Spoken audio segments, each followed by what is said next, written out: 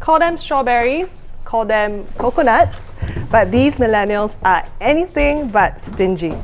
The Singapore Management University saw a 25% rise in the number of millennial alumni donors, while at Nanyang Technological University, more than 70% of their yearly 10,000 plus alumni donors are millennials. And quite a few of these millennial donors have donated 5 to 7 figure sums. For example, 33-year-old millionaire Alvin Poe gave $250,000 to SMU to fund scholarships, while a 37-year-old insurance agent Randy Ang gave $100,000 to Nanyang Technological University. And today, we have one generous millennial on the show with us, Mr. Ivan Chang, 30 years old, who donated $50,000 to SMU. Now, Ivan, can you give us an introduction? Hey, Ali, thanks for having me. Sorry, I didn't know that I'm still a millennial, but always good to feel young. So, I recently turned 30 this year, and I'm right now the co-founder of this company called Wonderlabs. We are a global technology and manpower service provider in 7 countries with 350 people. But I recently, in 2014, graduated from Singapore Management University as well, my alma mater, from business school. And very fortunately enough, with a bit of the spare time I have, I can give back to my own school by being an adjunct faculty mentor at SMU right now. And you mentor students, business students, are they? So I actually bring students on study missions. One of the reasons why I give this grant was to pay for students who might not be able to afford to go for study mission. It's one core curriculum of SMU to give our students as much global exposure as possible. So what is a study mission for those who did not go to SMU? Oh, okay. So study mission is really something very fun. Basically, you go on a 7 to 9 day study trip to different countries. I personally have the great fortune to go to Israel, the United States, and India for my own time in SMU. So today, our students are going on study missions around the world, and they're going to learn about the business, the culture, they're going to meet the government in the country, they're going to meet other alumni in the country as well from SMU, and really get a footing about how global the economy is right now.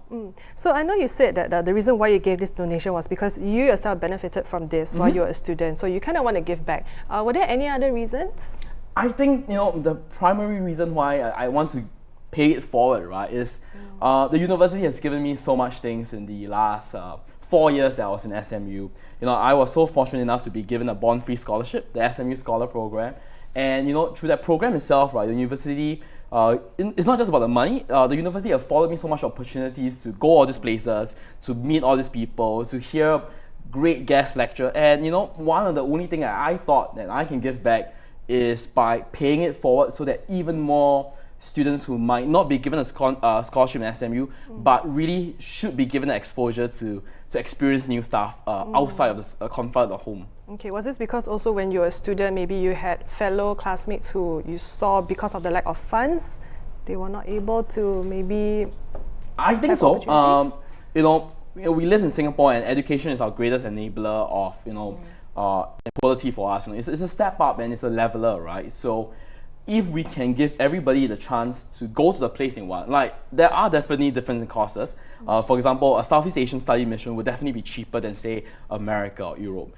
But I always felt that students who really have the passion for something, say, I really want to do business in Latin America, they shouldn't be deprived of the chance to go to Latin America just because they might not be able to save enough in a short period of time in SMU to go to Latin America. So this is where the fund really comes in. So it's an endowment, with thanks to the Advancement Office and the team, the Florence and her entire team at Advancement. They set it up as an endowment. So every year it's going to pay for 3 students to go on study mission for free in perpetuity. So they're going to get this chance to go beyond the places that they normally would have imagined they can. Now, I want to know, how do you decide on the amount? Okay, my friend always asks me that, and it's a tricky question.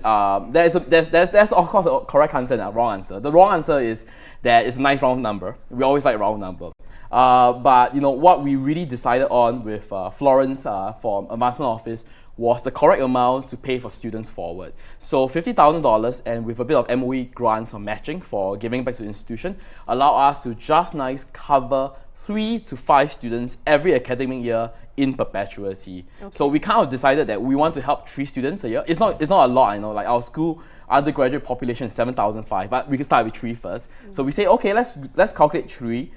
three, and we came out a number that 50,000 was just nice to cover that with the bit of MOE grant matching. So with the additional donation, we can do 6 a year. Lot more. Okay. So and just to clarify, Florence from Advancement. Oh yeah. This is from SM. She's from SMU. Yeah. So Florence and Florence Tan from shout out to her. I think she's watching this.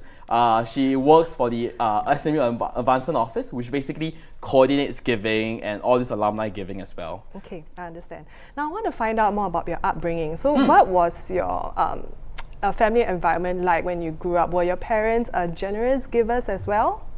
I would definitely think so. I think my mom and dad are very, very modest people. If you interview them right now, they say that no, they didn't do much.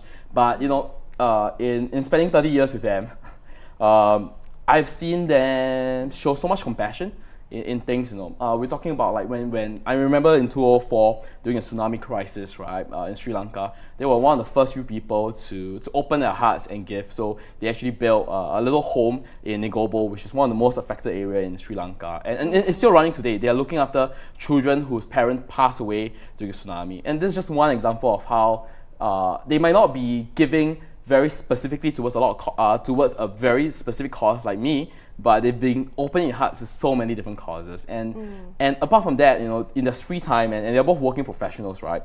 In the free time as well, they also actively volunteer for the homes that they support and the causes that they believe in. So I think those environments really caused me to know that we grow up very comfortably. And if you grow up in such an environment, it's only right that you should contribute backwards to society. So did they instill it in you, the values in you? Do you have siblings? No, I don't have siblings. Okay, so it's just you. So did they instill it in you that you should pay things forward, or they didn't actually push? They are not parents to actually push you to donate.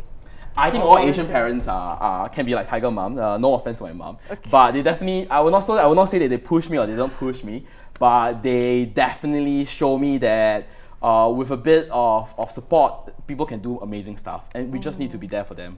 I understand. Now, do you talk about donations and money at home with your parents? Like, do you talk about, my mom, dad, I donated 50K? Oh, is yes, this amount okay? Should I donate more? Do you talk about things like that? All the time. I think one important thing about any good functioning family relationship is a very open discussion about money, about retirement. I'm not a financial planner myself, but I've seen a lot of situations where people, Singaporeans being Asian, we're very concerned about talking about the money issue, about how much we make, how much we give away. But if you have a very open conversation, you can roughly understand, like, hey, mom and dad, I'm going to give away $50,000. This $50,000 means that I probably cannot give you a better retirement, or maybe I cannot pay for your next trip to Tokyo. But this money can give that. So we have a very open conversation. I talk to them actively. I meet them at least twice a week still. And during dinner conversation, we talk about this. Like, okay, I'm doing this, I'm doing that, and they'll tell me, in my screen time, I'm also doing this and that. I see. So you said that you had a comfortable upbringing. Your parents, they are comfortable as well, right? They are entrepreneurs, if I understand. So my dad's a professional, so he's an engineer by training, and my mom owns a hardware shop. I see. Yeah. Okay, so maybe you could give viewers a rough idea of how much this donation, costs you. Okay. Because surely, because you mentioned, you're telling your parents, mom, dad, if I give this amount of money, if I donate this amount, I can't take you guys out for holiday this year, so on and so forth. So it does come at a sacrifice to you. Maybe you can give us an idea, because I understand that it's not like you're printing money at home. Of course not. Right? Of course not. I wish, but of course not. I think it's really hard to pin down, in terms of investment and all. But where I see myself and why I decided that I could afford. Okay, first thing first, I think I have to be able to afford this gift. And it's something that, after consideration, after doing planning, I was able to afford. If you really want to put a pin on an amount, right? At the point in time that when I give the check, it represents about 2/3 of my liquid cash, which is significant, right? Like, I always believe that everyone should have a 12-month reserve in their bank account in case of emergency. And even more so that I'm an entrepreneur and my career really requires an unstable income stream. So that itself represents a very big chunk of my own liquid cash. But at the same time, in the grand scheme of life, I knew that, given the situation and given how Wanderlust was progressing last year, that we were able to afford this gift and know that, yes, it's going to be a few tougher months. I'm not going to get my car, as I was telling your fellow reporter, Teresa, that I will not be able to get a car in any near time soon, but at least I know that, 3 students are going to go going to go for a study mission every year in perpetuity. And, that makes me feel so much happier than getting a car. And I understand this is not a one-time donation. It is ongoing. Yes. With SMU, we always have active discussion. One thing about giving is that people think that, with more traditional way of giving is that, when we reach the end of life, here's a big check and here's checks to many, many places.